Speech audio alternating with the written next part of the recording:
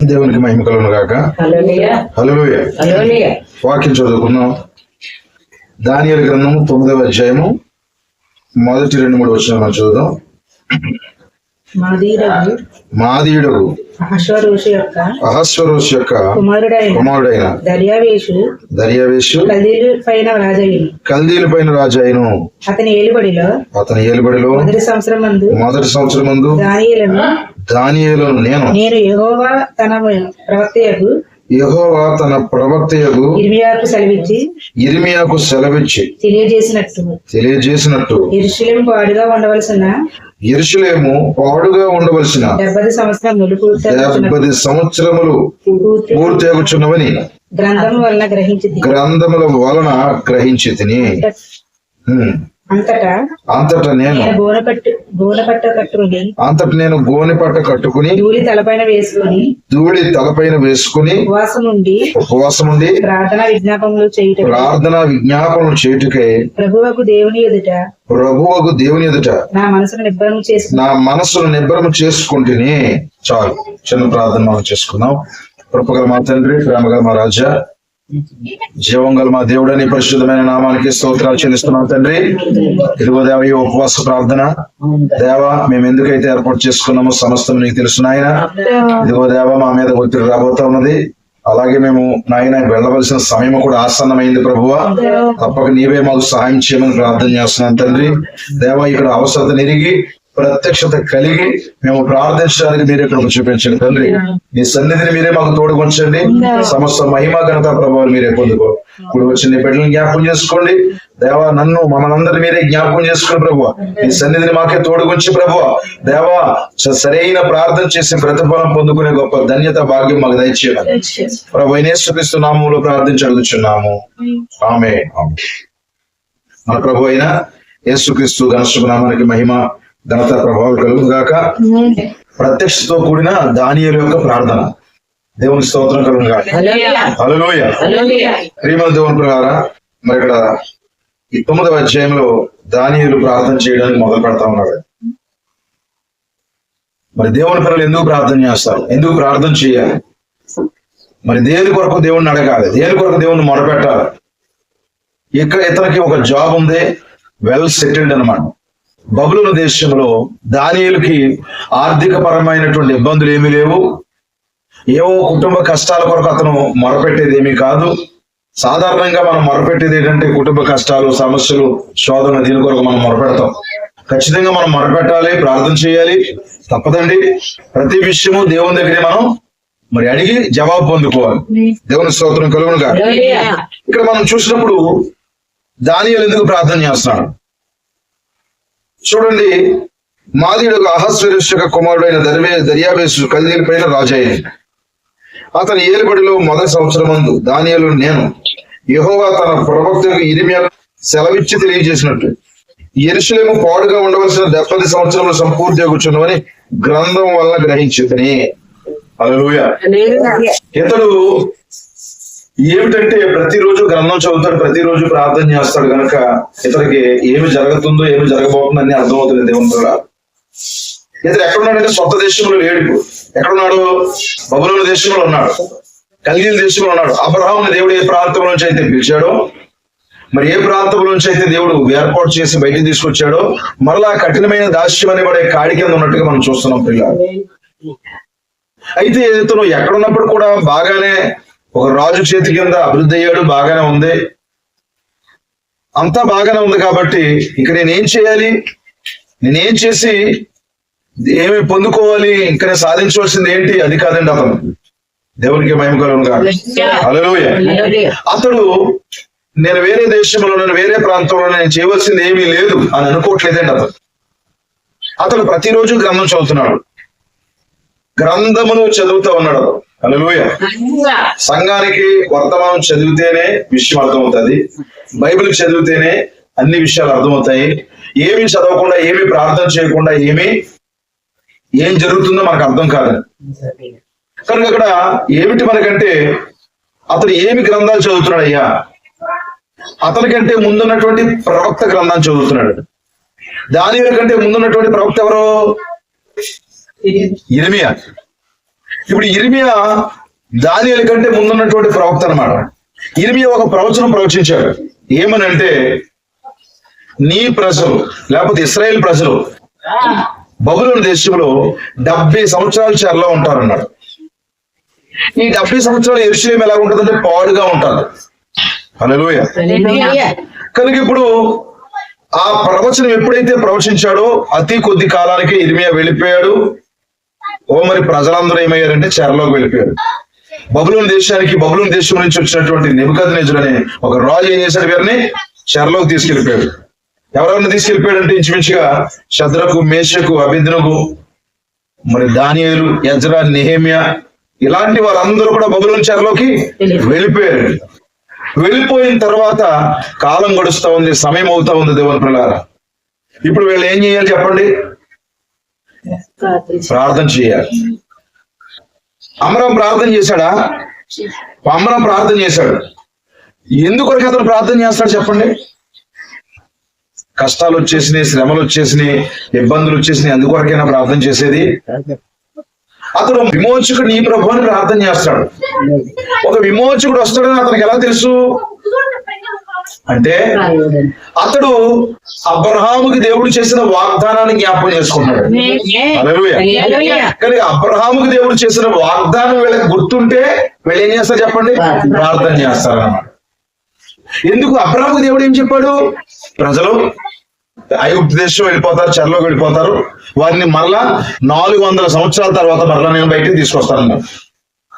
400 సంవత్సరాల తర్వాత ప్రార్థన ఎవరికి గుర్తుంటదండి చెప్పండి? ఈ ఆదివారం చెప్తే, ఈ శనివారం చెప్తే, లేకపోతే ఏదైనా ఉపవాస ప్రార్థన చెప్తే నెక్స్ట్ మనకి గుర్తుండట్లేదు కదా.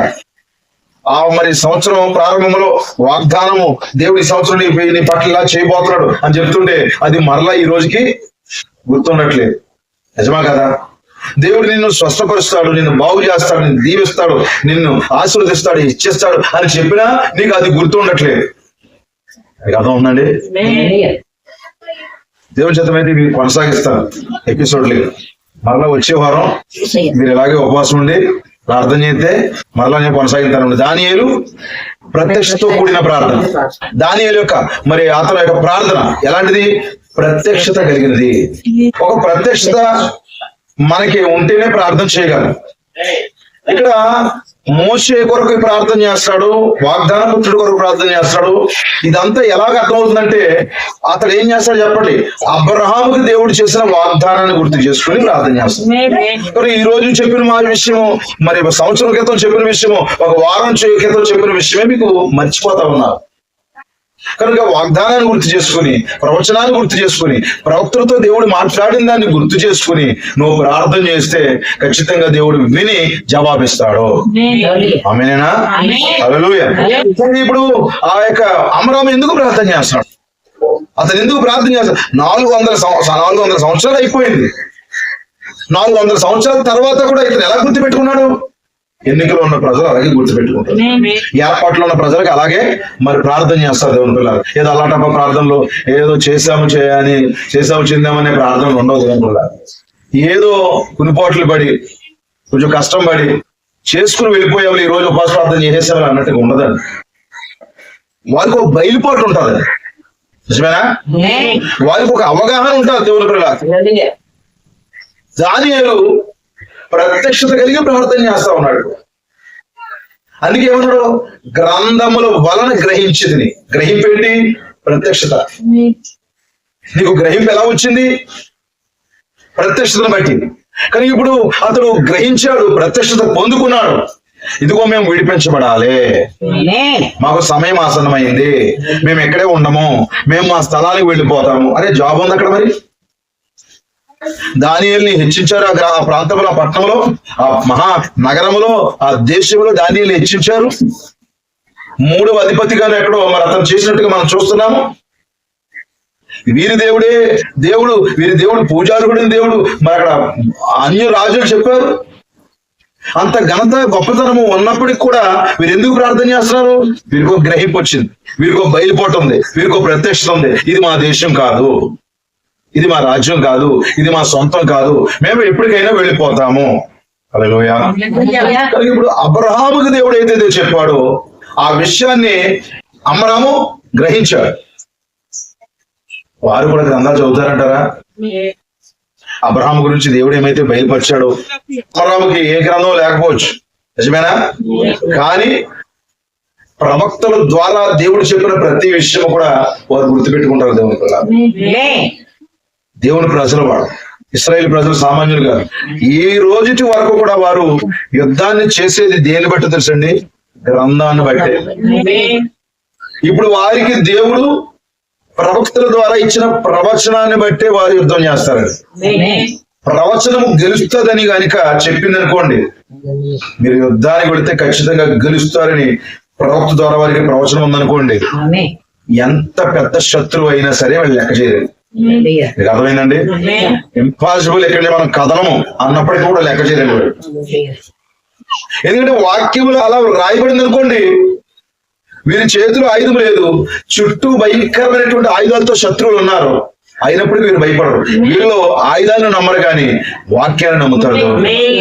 అందుకే ఇప్పుడు 400 సంవత్సరాలు అయిపోయింది కదా. అబ్రహాం ఎవరు చూసాడు చెప్పండి?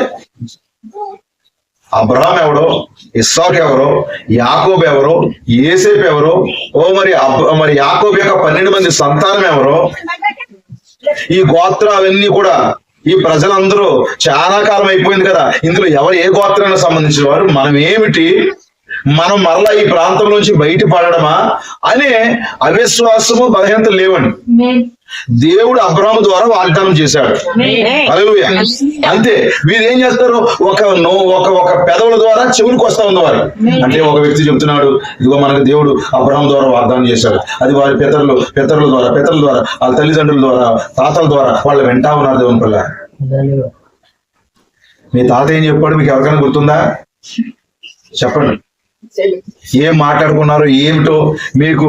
మరి మన తాతలు, మన ముత్తాతలు ఏం చెప్పారు? అసలు మన ముత్తాత ఎవడో, మన తాత ఎవడో, మన తాత వరకే మనకు తెలుసు. అంతే. ఇంకొంచెం ముందు తరం ఏదైనా కొద్దిగా తెలుసుంటే తెలుసు. మన తాత వాళ్ళు నాన్న గురించి మన నాన్న అడిగితే కొంచెం తెలుసు, కానీ మన తాత యొక్క తాత ఎవడో మన నాన్నకే కూడా తెలియదు. దేవుని పిల్లలు, కానీ దేవుని స్తోత్రం కలుగును గాక. అమ్మ శారమ్మ, మీ తాతయ్య గారి తాత పేరు తెలుసా? మీ తాత నాన్న పేరు తెలుసా? పోనీ కనుక అంత మర్చిపోతాం. లెక్కల్లోనే కొంతమంది లేరండి. ఎందుకంటే కొన్ని మాత్రమే లెక్కలు, జనాభా లెక్కలు కొంతమంది మాత్రమే, పేర్లు మాత్రమే ఉన్నాయి. ఇప్పుడు ఆన్లైన్ ద్వారా కొన్ని మాత్రమే ఉంటాయి. దేవుని పిల్లలు, కనుక ఇక అంతకు ముందు ఏమైతే జరిగిందో, దేవుని స్తోత్రం కలుగును.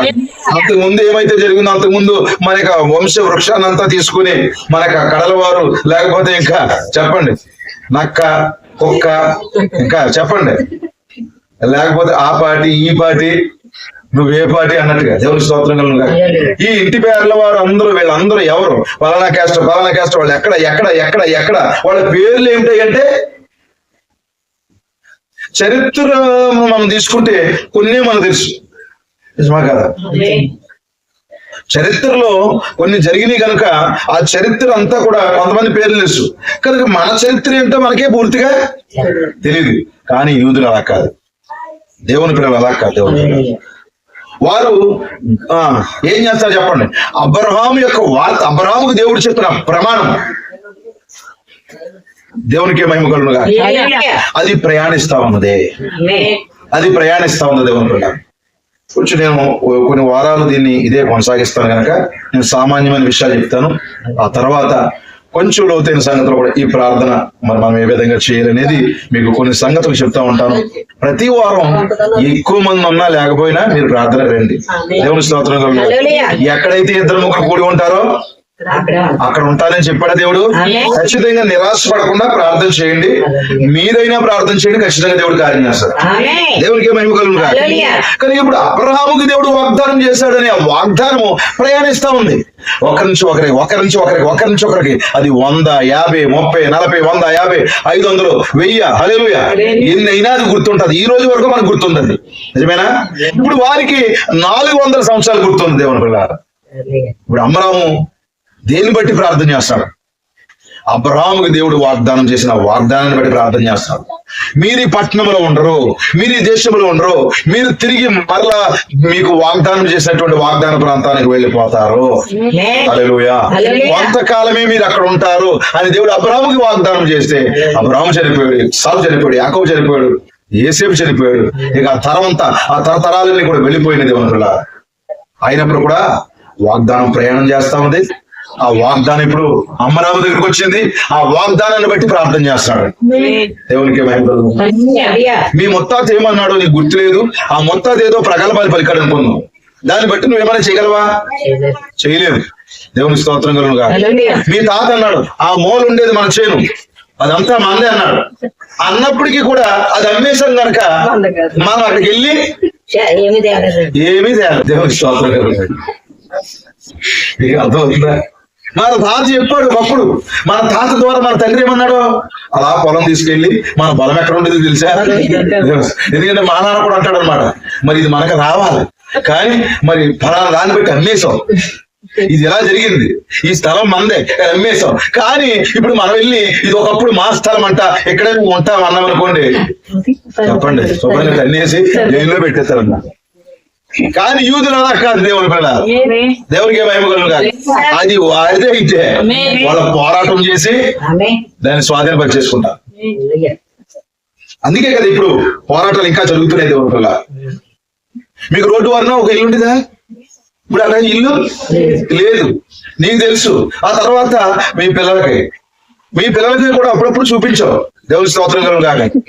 ఇక్కడ ఇదిగో అదిగో ఆ కొట్టేసుకుంది అంత ఉంది కదా, అది మనదే ఒకప్పుడు తాతయ్యడు ఉండేవారు అని చెప్పేటప్పటికి వాళ్ళకి తెలుసు. ఆ తర్వాత మరి ఇంకా వాళ్ళ పిల్లలు తర్వాత వచ్చిన వాడికి అక్కడ ఏమీ కనపడదు. ఇప్పుడు అక్కడ ఎవడో ఏదో కట్టుకున్నాడు, ఏదో చిన్న కిరాణా కొట్టి పెట్టుకున్నాడు, ఇది మాదే అని. అక్షయులు లేకపోతే లిల్లీ వాళ్ళు కూతురు అక్కడ కూర్చుంది అనుకోండి, కొడుకు కానీ కుదురుతుంది చెప్పండి. మన వల్ల అవ్వదు. దేవుని స్తోత్రం కలుగును గాక. కానీ దేవునికి మహిమ కలుగును గాక. యోధ ప్రజలు, వాగ్దాన ప్రజలు, వారు నిత్యముగా దేవుని పిల్లలు, అది వారిదని దేవుడు చెప్పాడంటే మరలా వెళ్ళి దాంట్లో టెస్ట్ వేసేస్తారంటే మరి ఎలాగైనా దాన్ని స్వాధీనపరుచుకుంటారు, పొందుకుంటారు దేవుని పిల్ల. కానీ ఇప్పుడు కనాన్ దేశం 7 రకాల జాతులు వారు ఆల్రెడీ ఎస్టాబ్లిష్ అయిపోయి ఉన్నారమ్మా, సెటిల్ అయిపోయారు, పెద్ద పెద్ద బిల్డింగ్లు కట్టేశారు, నాగరికతలు నడుస్తూ ఉన్నాయి, చరిత్ర నడుస్తూ ఉంది వారికి. మీకు అర్థమైందండి? అయినప్పుడు కూడా మోసే అమ్మరాం ఏం చేస్తాడు చెప్పండి? అమ్మరాముకు ఒక కొడుకు పుట్టడం, ఆ కొడుకు మళ్ళీ పెద్దోడవడం, ఆ పెద్దోడు 20 లక్షల మందిని బయటికి తీసుకెళ్ళిపోవడం, ఈ బయటికి తీసుకెళ్లిపోయి ఆ వాగ్దాన దేశంలోకి వెళ్ళిపోవడం, వీళ్ళు వెళ్ళిపోయి ఆ ప్రాంతం అంతా స్వాధీనపరచుకోవడం. హాస్యాస్పదంగా లేదా? మామూలుగా అయితే చెప్పండి. దీనికోసం రాత్రంతా మెలుగుకుని ప్రార్థన చెప్పండి. మనం ఈ విధంగా అనుకున్నాం. దేవుని స్తోత్రం కలుగును గాక. హైదరాబాద్ పట్టణం మా పితరులే. ఇప్పుడు మనం ఏం చేద్దాం? ప్రార్థన చేద్దాం. దేవుని స్తోత్రం కలుగును గాక. మనం ఎక్కడున్నాం? హైదరాబాద్కి ఇప్పుడు 400కు పైగా కిలోమీటర్ల దూరంలో ఉన్నాం. నిజమా కదా? ఇప్పుడు హైదరాబాద్ ఎక్కడుందో కూడా మనకు మామూలుగా తెలదాం. ఒక ఏదైనా అవకాశం ఉంటే త్వరగా వెళ్ళిపోతారని ఉంది. నిజమా కదా? ఇప్పుడు హైదరాబాద్ లో కోట పెడితే కనీసం ఆ వంకరన్నా హైదరాబాద్ చూద్దారని ఉంది. అవునా కదా? చెప్పండి. కనుక ఇప్పుడు హైదరాబాద్ ఎక్కడ ఉందో మనకు తెలియదు, మార్గం మధ్యలో ఎన్ని గ్రామాలు ఉన్నాయో, ఎక్కడికి వెళ్ళాలో ఏంటో మనకు తెలియదు. కానీ ఇప్పుడు మనం ఏంటంటే ప్రార్థన, ఒకప్పుడు మా యొక్క పితరులంట హైదరాబాద్ అంటే. మీకు ఒక విషయం చెప్పను ఏంటంటే, నేను ఢిల్లీ వెళ్ళినప్పుడు ఆ ఢిల్లీలో కొన్ని ప్రాంతాలు చూసాం. ఈ ఢిల్లీలో రెడ్ ఫోర్ట్, ఎర్రకోట, ఇంకా ఆగ్రాలో ఆ తాజ్ మహల్, అక్కడ ఒక ఎర్రకోట, ఇవన్నీ చూసినప్పుడు అవన్నీ నిజమా కదా? నిజం, జరిగినవండి. అక్కడికి వెళ్ళినప్పుడు ఖచ్చితంగా ఏంటవి ఇంకా అది అక్కడే ఉన్నట్టుగా, ఆ ప్రజలందరూ అక్కడే ఉన్నట్టుగా ఇంకా కళ్ళకి కట్టినట్టుగానే ఉన్నాయండి అవన్నీ కూడా. ఒక గైడ్ ద్వారా అవన్నీ విషయాలు విన్నప్పుడు ఆ ప్రజలు ఇంకా బ్రతికే ఉన్నారా, ఇక నిజంగా ఈ మనుషులు ఇక్కడ జరుగుతుందా, ఉన్నారా అన్నట్టు ఉందన్నమాట. కొన్ని 100 సంవత్సరాల తర్వాత అది వింటున్నప్పుడు దేవునుకున్నారు. కానీ ఇప్పుడు మరి వారి యొక్క తరతరాలు ఉన్నాయి. వారి పిల్లలు కొన్ని 100 సంవత్సరాల పిల్లలు ఉన్నారు. కానీ వెళ్ళి ఇది మా రాజులది, మా తాతలది అని ఆక్యుపై చేసుకోవడానికి ఉందా? అవి ఎలా ఉన్నాయి? ఇప్పుడు టూరిస్ట్ ప్లేసులుగా ఉండిపోయి ప్రభుత్వ ఆధీనంలో ఉన్నాయి. ఇంకా కొన్ని ప్రాంతాలు ఎవరెవరు స్వాధీనంలోనూ ఉన్నాయి. దేవునికి మహిమ కలుగునుగా. కానీ ఇప్పుడు మనం గనక హైదరాబాదు పట్టణం అంతా మాది ఒకప్పుడు, మా పితరులు చెప్పారు, మాకు ఎవరో చెప్పారు. కనుక ఇప్పుడు మేము ప్రార్థన చేస్తాం.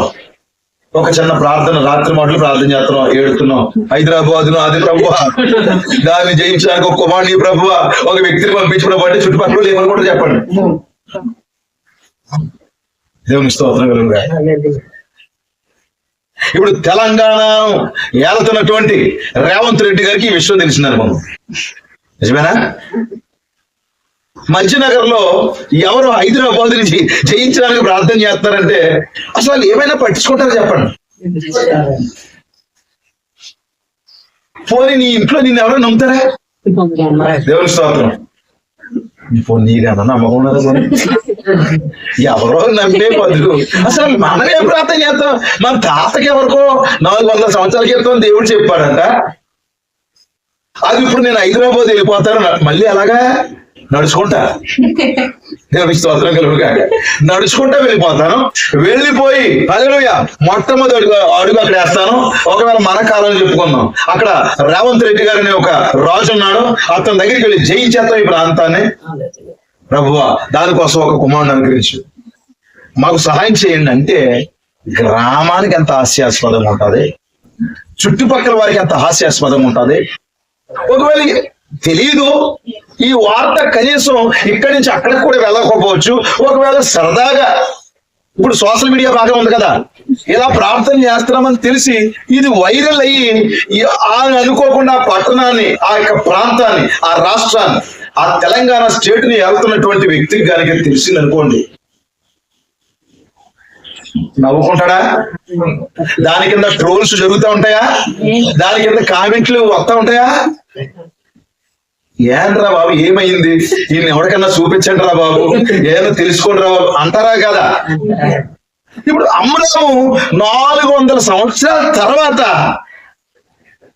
అమెరికా వంటి, దేవుని స్తోత్రం కలుగునుగా, ఇప్పుడు నవనాగరికరమైనటువంటి పవర్ఫుల్ కంట్రీ అయినటువంటి అమెరికా వంటి దేశమైనటువంటి ఐగుప్తు దేశాన్ని మేము జయిస్తాము, ఆ ప్రాంతం నుంచి మేము వెళ్ళిపోతాము. ఇక్కడి నుంచి వెళ్ళిపోవడం కాకుండా మళ్ళీ మార్గం మధ్యలో జయించుకుంటూ మళ్ళీ ఇదో బాధ.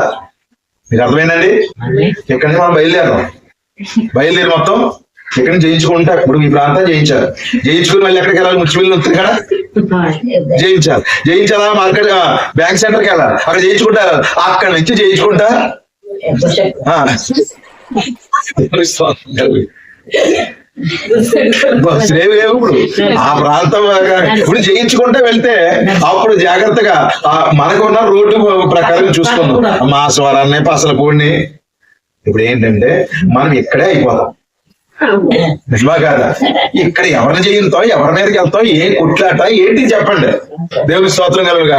ఇవన్నీ సాధ్యమయ్యే పనులేనా? భౌతికంగా సాధ్యమయ్యే పనులు కాదు. కనుక ఇప్పుడు మనకి ఎంత నవ్వు వస్తుందో, ఎంత హాస్యాస్పదంగా ఉందో, ఎంత ఇంపాసిబుల్ అని మనకు తెలుసు, ఆ రోజు కూడా అదే. మీకు అర్థమైందండి? హల్లెలూయా. ఆ రోజు కూడా అదేనండి. ఒక అమరం లేచి అని నేను ప్రార్థనకు వెళ్తున్నాను, ప్రార్థన చేస్తా. దేనికోసం ప్రార్థన చేస్తా? ఐగుప్తం చేయించిపోతున్నావు. ఏంటి మన బలం ఏంటి, మన శక్తి ఏంటి, మన యొక్క పరిస్థితి ఏంటి? మనం సామాన్యమైనటువంటి పంచాయతీ మెంబర్నే జయించలేము, గ్రామ పెద్దనే మనం జయించలేనటువంటి ఒక బలహీనమై ఉండి మనము ఢిల్లీని జయించడమా? సరే, ఇప్పుడు వాళ్ళు ఆ సొంత దేశం కాదండి, పక్క దేశాలు. ఇప్పుడు మనం పక్క దేశం ఎక్కడికి వెళ్తాం? బంగ్లాదేశ్, లేకపోతే పాకిస్తాన్, లేకపోతే ఇంకొంచెం దూరం దేశానికి వెళ్ళి ఆఫ్రికాను, అమెరికాను, రష్యాను జయించేస్తా మేము నడుచుకుంటా వెళ్ళి అంటే ఎలా ఉంటా చెప్పండి? ఏమైనా ఇది నమ్మశక్యంగా ఉందా చెప్పండి దేవుని పిల్లలారా? కానీ యూదుడైతే దేవుని, అతడు దేవుని కుమారుడైతే, వాగ్దాన పుత్రుడైతే దేవుని పిల్లలారా, వాళ్ళు ఇలాంటి ప్రతికూలము ఇంపాసిబుల్ కూడా నమ్ముతారు. దేవునికి మేము కానీ ప్రార్థన చేసావు లేవయ్యా, పోయా నువ్వు ఏంటి జరిగింది ఏంటి, ఏం మాట్లాడుతున్నావయ్యా బాబు నువ్వు మాట్లాడేది. ఇప్పుడు మన చీడికాడ వాళ్ళు ఉన్నారు, చీడికాడ వారు చేయించుకుంటూ ఇప్పుడు రామచంద్రపురం రావాలనుకుందాం, చీడికాడను చేయించుకుంటూ ఏంటిది ఆ మధ్యలో ఉన్నటువంటి కొన్ని ప్రాంతాలు ఉన్నాయి. దేవుని స్తోత్రం కలుగుగాక. ఆ ప్రాంతాలని జయించుకుంటూ మరి ఆ చీడికాడ నుంచి ఎక్కడి దాకా రావాలి, చోడవరం దాకా రావాలి. చోడవరం దాకా ఇప్పుడు మన దేవరమ్మ కత్తి పట్టుకుని చెప్పండి. దేవుని స్తోత్రం కలుగుగాక. మన పేటరు, సారు, దానియేలు, ఇంకా కీర్తన, అక్కడ ఉన్నటువంటి మన సహోదరులందరూ మరి అదంతా జయించుకుంటూ చోడవరం వచ్చి మళ్ళీ అంకనపాలెం వచ్చి చెప్పండి, అలాగా అనకాపల్లి వచ్చి అనకాపల్లి నుంచి హైవేలో ఇదంతా ఏ పని అంటారా? దేవునికి స్తోత్రం కలుగుగాక. మన రావుకాతం వాళ్ళు అయితే మళ్ళీ అలాగే నర్సీపట్నం నుంచి జయించుకుంటారా? ఇప్పుడు మన హైదరాబాద్ లో ఉన్న వాళ్ళు ఎలా పోరాటం చేయాలి చెప్పండి. దేవుని స్తోత్రం కలుగుగాక. ఇంకా ఆయా గ్రామాల్లో ఉన్న యానంలో ఉన్నవారు, ఇంకా ఆ చుట్టుపక్కల అనేక ప్రాంతాల్లో ఉన్న మన సహోదరులు అందరూ మరి ఆ ప్రాంతాలు చేయించుకుంటే ఒక ప్రాంతం వెళ్ళండి, ఊహించుకోండి ఒకసారి. దీనికోసం మళ్ళీ ప్రత్యేక ప్రార్థన. దేవునికి మహిమ కలుగుగాక. ఎలా ఉందో చెప్పండి. దానికి గోని బట్ట కట్టుకుని గూడు వేసుకుని దేవా మేము వెళ్ళిపోతామని చెప్పావు కదా, వెళ్ళిపోతాం. ఎక్కడికి వెళ్తాం? ఎంత నవ్వుగా, ఎంత హాస్యాస్పదంగా, ఎంత వెటకారంగా ఉంటా చెప్పండి. ఇది చుట్టుపక్కల వాళ్ళు ఏదో ప్రార్థన చేసుకుంటున్నాడు, దేవుడు దీవెంటాడంట. వాళ్ళ దేవుడు కష్టాలు ఉన్నాయంట, వ్యాధులు తగ్గుతాయంట, బాధలు తగ్గుతాయంట. మరి దానికోసం వాళ్ళు ఏదో ప్రార్థన చేసుకున్నారంటే నమ్మొచ్చు. వాళ్ళంట మన దేశాన్ని అంతా జయించేసి మళ్ళీ జయించుకుంటా మళ్ళీ 7 జాతుల వారిని జయించేసి ఆ ప్రాంతంలో తెచ్చివేస్తారంటే ఎలా ఉంటుందో చెప్పండి. అసలు మన ప్రార్థనకి పర్మిషన్ ఉంటుందా? అప్పుడు మనకి ఏ సర్టిఫికేట్ అవుతుంది చెప్పండి అమ్మా? మెంటల్ సర్టిఫికేట్ మెల్లో వేసి దేవుని స్తోత్రం కలుగుగాక. ఆ యొక్క పిచ్చి ముదిరి పాకానికి వెళ్ళిపోయింది. వీళ్ళని అందరినీ కలిపి, పాస్టర్ని, వీళ్ళందరినీ, వీళ్ళ నాయకుని అందరినీ కలిపి, ప్రార్థన చేసే వాళ్ళందరినీ కలిపి వైజాగ్ కానీ లేకపోతే హైదరాబాద్ కానీ మనకి ఏరియాలో ఉండేది పెనికేరులో కానీ పిచ్చాసుపత్రిలో జాయిన్ చేయాలన్నమాట. అర్థమైంది దేవుడు? ఆ రోజు ఇప్పుడు అమ్మరా ప్రార్థన చేస్తాడు, ప్రభువా మళ్ళీ ఎప్పుడు దత్త ప్రార్థన, నిన్న మొన్న కనపడింది దేవుడు కాదు. మీకు అర్థమైందా? ఎప్పుడు కనపడ్డాడంట? 400 సంవత్సరాల క్రితం దేవుడు కనపడ్డాడంట. ఈ దేవుడి ప్రార్థన ఇప్పుడు చేసి ఈ ఐగుప్తుని జయించుకుంటా నరుక్కుంటా వెళ్ళిపోయి ఆ ప్రాంతంలో తెచ్చివేస్తాడంట. జడ్జి గారు కానీ ఎవరు కానీ విని ఈ వాదనంతా విని ఏడ్రా బాబు సేపు చెప్పరా బాబు అంటే అప్పుడు సోషల్ మీడియాలో కొన్ని పిచ్చి పట్టినట్టు కొంతమంది మాట్లాడుతూ ఉంటారు చూడండి. అలాగే కొంత మనకి కూడా పిచ్చి సర్టిఫికెట్ ఇచ్చి, మెంటల్ సర్టిఫికెట్ ఇచ్చి మనల్ని బయటికి పంపించేస్తారనమాట. మనకి ఏమి ఇప్పిస్తారంటే కౌన్సిలింగ్ ఇప్పిస్తారనమాట. అవసరమైతే మనకు 4 తగిలించి కొత్తగా బయటకు ఆ యొక్క పరిస్థితి నుంచి అంటారనమాట. కానీ ఇది నిజంగా జరిగిందా? ఇలా జరుగుతుందా? దేవునికి మహిమ కలుగు, దేవునికి స్తోత్రులు కలుగునుగా. ఈ అమ్మరాం ప్రార్థన చేస్తాయి. ఎప్పుడు ప్రార్థన, ఎప్పుడు వాగ్దానం? 400 సంవత్సరాల క్రితం మా దేవుడు చెప్పాడు, మేము ఈ వాగ్దాన దేశానికి వెళ్ళిపోతాం. మరి ఇప్పుడు ఏంటి? ఇతను కాదంట, వాగ్దాన కూతురు కొట్టాలని. ఇదంతా చెప్పుకుంటే నవ్వులాటగా ఉంటుంది కానీ దేవుని పిల్ల వాస్తవమైనటువంటి సంగతి ఇది. అతను ప్రార్థిస్తూ ఉన్నాడు కృష్ణ దేవుడు. ఈ రోజు కూడా మనం వెళ్ళిపోతున్నాం. ఇప్పుడు ఆ రోజు అమ్మరాము చెప్పిందే ఈ రోజు మనం చెప్తున్నాం. ఆ రోజు దానియేలు చెప్పిందే ఈ రోజు మనం చెప్తున్నాం. దేవుని ప్రకారం దానియేలు ఏంటి? ఒక గ్రంథాలు చదివాడు. ఎవరి గ్రంథం అది? ఇర్మియా గ్రంథం చదివాడు. మరి అమ్మరాము అయితే అబ్రహాము చెప్పినటువంటి విషయాలు నెమరు వేసుకున్నాడు. ఇతడైతే ఇర్మియా చెప్పిన ప్రవచనాలు, ఇర్మియా చెప్పిన వాక్యాలు నెమరు వేసుకుని గ్రంథం వల్ల గ్రహించి యెరూషలేము పాడుగా ఉండవలసిన 70 సంవత్సరాలు పూర్తయిపోతుంది, మేము మా ప్రాంతానికి వెళ్ళిపోతాం, కనుక ప్రభువా మాకు సహాయం చెయ్యి, మా దోషాలు ఒప్పుకున్నామని ప్రార్థన చేయడం మొదలుపెట్టాడు. మరి ఇప్పుడు ఉదయం ఏంటని ప్రార్థన చేస్తుంది? ఇప్పుడు లోకానికి ఏం చెప్తారు?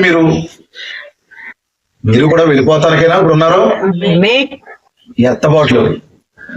దేవుని స్తోత్రం. ఇప్పుడు మనం ఎత్తబడ్డానికైనా? ఇప్పుడు ఎవరికైనా సువార్త చెప్తే ఏం చెప్తావు? ఒక ఎత్తబాటు ఉంది, ఒక శరీర మార్పు ఉంది. దేవునికి స్తోత్రం కలుగుగాక. మనకేముందంట? ఎలా ఉంటుందంట మళ్ళీ శరీర మార్పు? కను రెప్పపాట్లు మారిపోతామంట. ఎవరైనా నమ్మేలాగా ఉన్నాయి చెప్పండి? కను రెప్పపాట్లు మార్పు చెందుతాం. ఇప్పుడు మార్పు చెందితే ఏ వయసులో ఉంటుందని చెప్తాం ఇప్పుడు మనం? నిజమేనా? యవనస్తురాలాగా 18-19 సంవత్సరాల వయసులో ఉన్నదని చెప్తాం. ఇప్పుడు సువార్త చెప్పిన వాళ్ళకి ఎలా ఉంటుంది చెప్పండి? అంటే సారమ్మకి మళ్ళీ 18-19 సంవత్సరాలు ఏంటి, అటకరాలు ఏంటి అంటారా? కానీ ఇది నిజమా కాదా? అమరామ నమ్మిందే ఈ రోజు మనం నమ్ముతున్నాం. హల్లెలూయా. ఆ రోజు దానియేలు నమ్మిందే ఈ రోజు మనం నమ్ముతున్నాం. ఇప్పుడు మనం ప్రయాణం చేస్తామని చెప్తాం. నిజమా కాదా? మనం ఎక్కడి నుంచి ఎక్కడ ప్రయాణం చేస్తామని చెప్తాం ఇప్పుడు?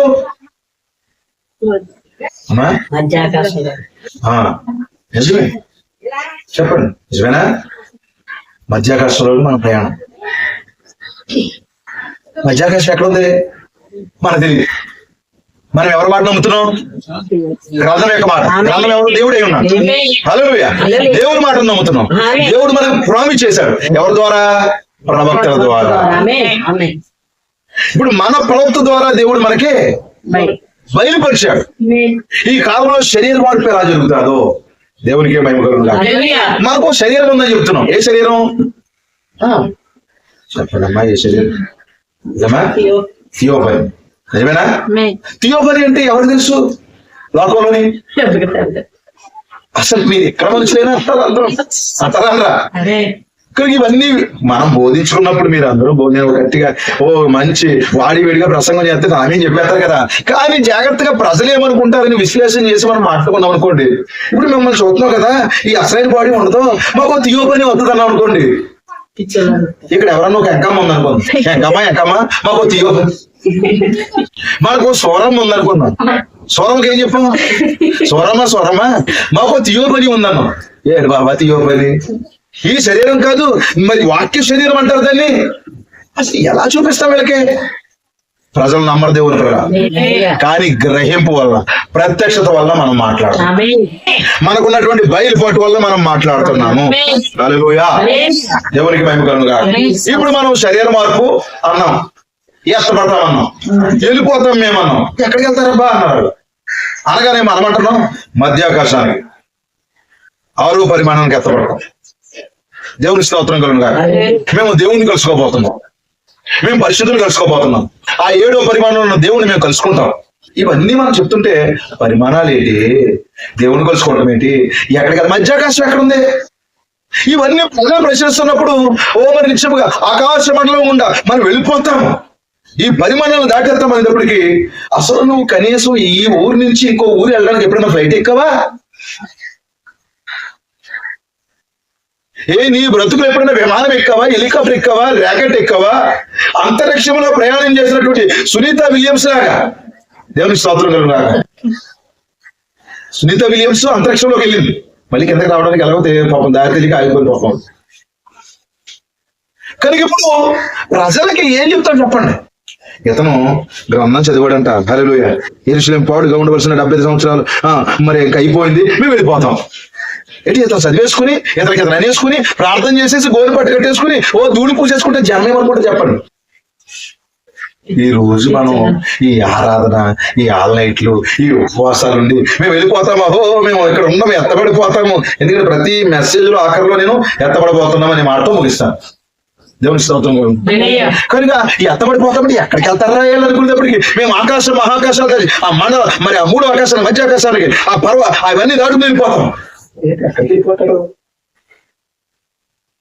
అప్పుడప్పుడు మనకి ఫారినర్స్ కోటాలు జరుగుతాయి కదా, జరిగినప్పుడు అప్పుడు ఈ ప్రజలు ఏమనుకోవచ్చు, వీళ్ళ ఫారినర్స్ ద్వారా ఏదైనా విమానాలు కలిపెట్టి ఎక్కడన్నా ఏదైనా వాహనాల్లో ఎక్కడికైనా పైకి వెళ్ళిపోతారా? మాకు ఏ విమానం అక్కర్లేదు, ఈ శరీరం మార్పు చెంది మరి ఆ యొక్క వాక్య శరీరంలోకి మేము వెళ్ళిపోయి మహిమ శరీరం ద్వారా ఎగిరిపోతాం. ఓరు నాయన, ఇదంతా ఎటకారంగా ఉందా మేమంటేని? చూడండి,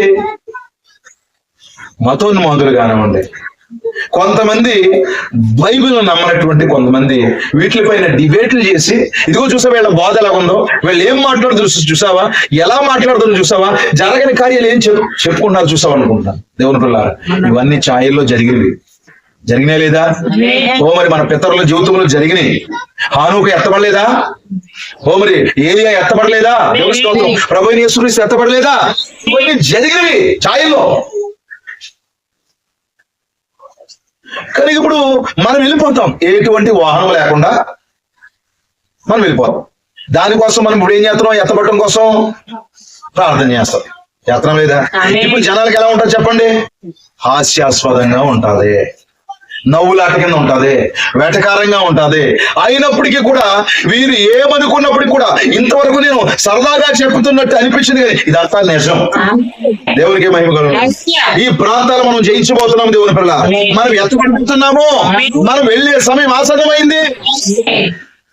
అయిందా? దేవుని పిల్ల, దాని కొరకే ఇప్పుడు ఎవరు?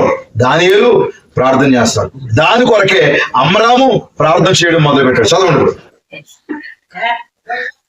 మాదిలో అహస్వేరోషు కుమారుడైన దర్యావేషు కల్దీయుల పైన రాజు అయిను. అతని ఏలుబడిలో మొదటి సంవత్సరమున దానియేలును నేను యెహోవా తన ప్రవక్తకు ఇర్మీయాకు సెలవిచ్చి తెలియజేసినట్టు యెరూషలేము పాడుగా ఉండవలసిన 70 సంవత్సరములు సంపూర్తి ఎగుచున్నవని గ్రంథముల వలన గ్రహించితిని. ఒక రాజు అయ్యాడు. ఇప్పుడు ఎప్పుడైతే మరి ఎలక్షన్ జరిగింది, ఒక రాజు అయ్యాడు. ఇప్పుడు దానియేలు ఎదురు చూడవలసింది దేనికోసం చెప్పండి? పథకాల కోసం. ఎందుకు?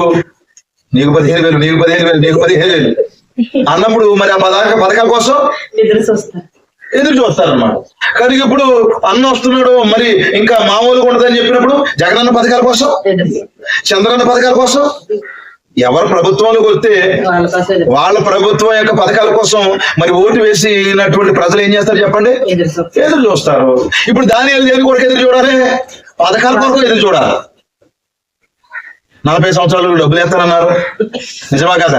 మరి చదువుకునే ప్రతి పిల్లలకు డబ్బులు వేస్తానన్నారు, రోడ్లు వేస్తానన్నారు, మరి ఏంటి మీ కష్టాలు తీరిపోతాయన్నారు అని ఏంటి ఈ ప్రభుత్వ అధికారులు చెప్పినటువంటి ప్రతి మాట మరి ఏంటి దాన్ని బట్టి వారి యొక్క మేనిఫెస్టోలో ఏమైతే చెప్పారో అవన్నీ ఆశ చూపించారు. కాబట్టి అంతకుముందు గవర్నమెంట్ కానీ ఇప్పుడు గవర్నమెంట్ కానీ ఏదైతే ఆశ చూపించిందో ఆ ప్రభుత్వ అధికారి లేకపోతే నాయకుడు రాగానే ఇప్పుడు ప్రజలు ఏం చేస్తారు చెప్పండి? ఎదురు చూస్తారు దానికోసం. అయ్యో నాకు చిన్నపిల్లలు ఉన్నారు, వారికి డబ్బులు వేస్తానన్నారు. జగనన్న వస్తే ఒక పథకం చెప్పాడు, చంద్రన్న వస్తే ఒక పథకం చెప్పాడు, ఇంకొక ఆవిడ వచ్చి ఇంకో పథకం చెప్పింది. ఈ పథకాలన్నీ ఇప్పుడు ప్రజలు మరి ఓట్లు వేసారు కనుక ఆ పథకాల కోసం ఎదురు చూస్తాం. దానియేలు ఏం చేయట్లేదు చెప్పండి? ఇప్పుడు దానియేలు జాబ్ ఉంది. దానియేలు ఏం చేయాలి? ప్రమోషన్ కొరకు ఎదురు చూడాలి. నాకు ప్రమోషన్ రాబోతుంది, ఎందుకంటే మరి ఈయన వస్తే మరి కొన్ని జాబులు తెస్తానన్నాడు. ప్రమోషన్ కొరకు ఎదురు చూడాలి. కనుక ప్రమోషన్లో లేకపోతే పథకాలు వారు ప్రవేశపెట్టినటువంటి ఈ కార్యాలు ఇవేవో వస్తాయని ఇతను ఎదురు చూడట్లేదు. కానీ దేవుని పిల్లారా, ఇతను గ్రంథాన్ని చదువుతున్నాడు. గ్రంథాన్ని చదివి ఇదిగో యెరూషలేము పాడుగా ఉండవలసినటువంటి కాలం అయిపోయింది, మేము వెళ్ళిపోవాలి, మా సమయం అయిపోయింది, మేము వెళ్ళిపోతాము, ఇదిగో ప్రభువా మమ్మల్ని జ్ఞాపకం చేసుకోమని ప్రార్థన చేయడం మొదలు పెట్టాడు అంటున్నాడు. మరి సంఘం ఏం చేయాలి? అతడు ఏం చేశాడంటే ఏకంగా గోని పట్టు కట్టుకుని ఉపవాసం ఉండి ధూళి ఎత్తి మీద వేసుకొని ప్రార్థన చేయడం మొదలు పెట్టాడంటే. అమరాం అయితే రాత్రులు పగలు భోజనాలు మానేసి అతను ప్రార్థన చేయడం మొదలు పెట్టాడు. ఇదంతా ఎందుకని చెప్పండి? వారి ప్రాంతాన్ని విడిచిపెట్టి వారి అసలైనటువంటి దేవుడు వాగ్దానం చేసిన ప్రాంతానికి వెళ్ళిపోవడం.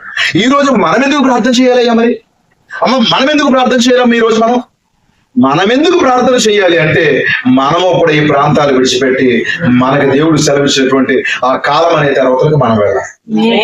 మనం ఈ దేశస్తులము కాదు, శరీర రీతిగా మనం భారతీయులము, కానీ శరీరం లోపల అసలు మనిషి హల్లెలూయా అతడిది దేవుడు ఏర్పాటు చేసినటువంటి ఆ గొప్ప ఉన్నతమైన దేశము ఆ పరలోకమైన దేవుడికి మహిమ కలుగును. కనుక ఇప్పుడు దానియేలు ప్రార్థన మొదలు పెట్టాడు. నేను వెళ్ళిపోయే సమయం ఆసన్నమైంది. మరి ఉపవాసం ఏమి ఉండాలి చెప్పండి? ధాన్యానికి మంచి రేటు రావాలి ప్రభు, దేవుని స్తోత్రం. కిరాణా కొట్టు అభివృద్ధి ఎక్కాలి ప్రభు, బరకాల వ్యాపారం దీవించబడాలి ప్రభు, ఏదైనా సాధించాలి ప్రభు. రాత్రి పగులు నిద్ర లేకుండా మిషన్ కుట్టేసి కనీసం ఒక 500 నెలకన్నా సంపాదించుకోవాలి. ఏమిటి పిల్లలకి చూస్తే ఇలాగైపోయిన భవిష్యత్తు. పెద్దదాన్ని చూస్తే ఎదిగిపోతుంది, చిన్నదాన్ని చూస్తే ఎదగట్లేదు. వీళ్ళ పరిస్థితి ఏంటి? ఏమైపోతున్నావు బతుకు? చూస్తుంటే చేతిలో రూపాయి ఉండట్లేదు. కనుక ప్రభువా, నువ్వు ఎలాగైనా సరే ఈ సంవత్సరం మాకు మరి డిసెంబర్కి మరి కొత్త బట్టలు కొనుక్కోలే, నువ్వు సహాయం చేయి. ఓపు పెట్టుకుని మొత్తం షాపింగ్ లో తిరగాలి మేము ఎలాగైనా సరే. ఒక పరిస్థితి బాగుంది కాబట్టి మేము తిరగాలి. అదే ప్రార్థన, దానియేలు ప్రార్థన. చెప్పండి. కనుక వ్యర్థమైన విషయాలకు ప్రార్థన చేయలేదు. అది వ్యర్థమైన విషయాలకు ఉపవాసం ఉండలేదు. దేవుని పిల్ల వచ్చే వారం దేవుని చేతమైతే కొన్ని సంగతులు మీతో నేను మాట్లాడతా. ప్రార్థన చేయండి, బాగా ప్రార్థన చేయండి. ఉపవాస ప్రార్థన క్రమంగా జరగాలి. దానియేలు ఎందుకు ప్రార్థన చేస్తాం? ఈ పట్టణంలో ఏదైనా ఒక ఇల్లు, పెద్ద ఇల్లు, ఒక బిల్డింగ్ నేను సంపాదించుకోలేము. అది కాదండి, మేము వెళ్ళిపోవాలి. ఏమంటే భౌతికమైనటువంటి ఇతడు వెళ్ళేది బబులోను నుంచి, ఒక భూమి నుంచి మరొక భూమికి వెళ్తాడండి. అంతేనండి. ఒక భూభాగం నుంచి మరొక భూభాగానికి వెళ్ళడానికి అంత పట్టుదలగా ఉపవాసం ఉండి ప్రార్థన చేస్తాడంటే, ఇదిగో ఈ భూమి నుండి కాలం అనే తెరవతలకు వెళ్లే ప్రజలు ఇంకెంతగా ప్రార్థన చేయాలి? నిజమేనా? కాలం అనే తెరవతలకు వెళ్లే ప్రజలు ఇంకా ప్రార్థన చేయాలి. ఏమని ప్రార్థన చేశాడు ఇతను? పాపాలు ఒప్పుకుంటూ మొదలుపెట్టాడు. దేవుని పిల్ల, ప్రభువా, మహత్యము కలిగిన భీకరుడు ఒక దేవ, నీ ఆజ్ఞలను అనుసరించి నడుచుకుని వారి ఎడల నీ నిబంధన, నీ కృపను జ్ఞాపకం చేయువాడా, మేమైతే నీ దోషులకు ప్రవక్తలు, నీ నామం బట్టి మా రాజులకు, మా అధిపతులకు, మా పితరులకు, యోదయ దేశ జనులందరికీ చెప్పిన మాటలను ఆలకింపక నీ ఆజ్ఞలను, నీ విధులను అనుసరించటం మాని పాపులమును దుష్టులమై చెడుతనమందు ప్రవర్తించు తిరుగుబాటు చేసిన వారము. ప్రభువా, నీవే నీతిమంతుడు, మేమైతే సిగ్గుచేత ముఖ వికారం పొందిన వారము. చాలా బాగా ప్రార్థన చేస్తాడండి. తన తప్పులు ఒప్పుకున్నాడండి. అతడు గనక ఇర్మియా గ్రంథంలో ఉన్నటువంటి వాగ్దానాన్ని స్వతంత్రించుకోవాలంటే, ఇర్మియా గ్రంథంలో ఉన్న వాగ్దానం ఏమిటి? 70 సంవత్సరాల తర్వాత మీరు మళ్ళీ వెళ్ళిపోతారు. అక్కడ వారిని చెరలోకి వెళ్ళడానికి ప్రవర్తించాడు ఇర్మియా. మళ్ళా చెర తర్వాత వాడు వెళ్ళిపోతారని కూడా ప్రవర్తించాడు. ఇప్పుడు మళ్ళా ఇర్మియా ద్వారా దేవుడు చెప్పిన మాట మీరు స్వతంత్రించుకోవాలంటే, అబ్రాహాము ద్వారా దేవుడు చెప్పిన మాటను అబ్రాహాము కాలపు ప్రజలు స్వతంత్రించుకోవాలంటే, వీళ్ళు తప్పులు ఒప్పుకుని సరి చేసుకుని ప్రార్థన చేయాలి. ప్రార్థనలు ఏం చేయాలి చెప్పండి? వీళ్ళు తమ పొరపాట్లు ఒప్పుకోవాలి, తమ తప్పులు సరి చేసుకోవాలి, తమ జీవితాన్ని చక్కదిద్దుకోవాలి. అలా చక్కదిద్దుకుంటేనే దేవుడు కనికరించి వారిని విడిపించి వారికి ప్రాయశ్చిత్తం చేసి మరలా వారిని దేవుడు ఇచ్చినట్టు వేస్తానని చెప్పిన వాగ్దాన దేశంలో దేవుడు తీసుకెళ్తాడా? ఈ రోజు కూడా దేవుడు మనకు వాగ్దానం చేశాడా? మనల్ని ఎక్కడ తీసుకెళ్తాడు? కాలం అనే తర్వాత తీసుకెళ్తాడా? ఒక వాగ్దానం దేశం వదువుకుందా? మరి వెళ్లే ముందు మనం ఏం చేయాలి? ఇదిగో ఈ వాగ్దానాన్ని జ్ఞాపకం చేసుకుని మనం ప్రతిరోజు గ్రంథాన్ని చదివి, బైబిల్ చదువుతూ, వర్తమానాలు చదువుతూ దేవుని పిల్లలారా, ఆ వర్తమానంలో ప్రవక్త ఏం చెప్పాడు, మన కాలపు ఇర్మియా, మన కాలపు అబ్రహాము, బ్రహ్నాము ఏమి చెప్పాడో అది తలపోసుకుంటూ మనం ప్రార్థన చేయాలి. ప్రార్థన చేస్తున్నప్పుడు దేవుని పిల్లలారా, మన పాపాలు ఒప్పుకుంటున్నప్పుడు, మనము దేవుని విడిపించమని అడిగినప్పుడు దేవుని పిల్లలారా, ఖచ్చితంగా దేవుడు తన కార్యం జరిగిస్తాడు. మరలా ఆ బబులోను దేశంలో ఉన్నటువంటి ఆ ప్రజలను మరలా వాగ్దాన దేశంలో తీసుకెళ్లాడా? మరలా యెరూషలేములో మందిరం కట్టబడిందా? మరలా దేవుని పిల్లలారా వారు మరలా బలులు అర్పించారా? మరలా దేవుని కలుసుకున్నారా? వారు చేశారైతే, ఛాయలో ఉన్న ప్రజలు చేయగలిగితే ఈ రోజు మరలా దేవుని దగ్గర సహవాసం, దేవునితో మనకున్న సహవాసం ఏదేనో అన్న నుంచి తెగిపోయింది. ఇదిగో ఈ రోజు దేవుడు మరలా ప్రవక్త ద్వారా చెప్పిన మాటలు బట్టి ఇదిగో వాగ్దానం చేశాడు. మరలా మనకు అర్థమవుతుంది. ఎత్తబడే కాలం ఏ కాలం అని అర్థమవుతుంది మీకు? మన కాలంలోనా, లేకపోతే 100 సంవత్సరాల తర్వాత జరుగుతుంది అనుకున్నారా? చెప్పండి. మన కాలంలోనే ఇవన్నీ జరుగుతున్నాయి. ఎందుకంటే ఆది కాండం నుంచి మలాకి గ్రంథం వరకు ప్రవచించిన ప్రవచనాలు ఈ కాలంలో మరి బైబిల్ అంతా విప్పబడింది, తెరవబడింది. గ్రంథంలో అనేక విషయాలు, మర్మాలన్నీ తెరవబడినాయి. ఇప్పుడు ఎత్తబడి ఏ కాలం చెప్పండి? శరీర మార్పు ఏ కాలం? మన కాలమేనా? దేని బట్టి అర్థమైంది? గ్రంథం వల్ల అర్థమైంది. ఇప్పుడు మనం ఏం చేయాలి? వెళ్లే ముందు సరి చేసుకుంటూ ప్రార్థన చేయాలి, విడిపించమని ప్రార్థన చేయాలి. ఏవో లేవు, ఏదో లోటు అయ్యింది, కష్టం ఉంది, బాధలు ఉన్నాయి, వీటిని కాదండి ఎక్కువగా మీరు దేవుని సన్నిధిలో మాట పెట్టడం. మీరు ప్రార్థన చేయవలసింది ఏంటంటే, ప్రభువా మా పితరుడైనటువంటి బ్రహ్మ ద్వారా నువ్వు సెలవిచ్చావు. మా పితరులైనటువంటి ప్రవక్తల ద్వారా 66 పుస్తకాల నుంచి నువ్వు సెలవిచ్చావు. 1200 వర్తమానం నుంచి నువ్వు మాతో మాట్లాడి కనుక మేము వెళ్ళిపోయే సమయం ఇదే ప్రభు.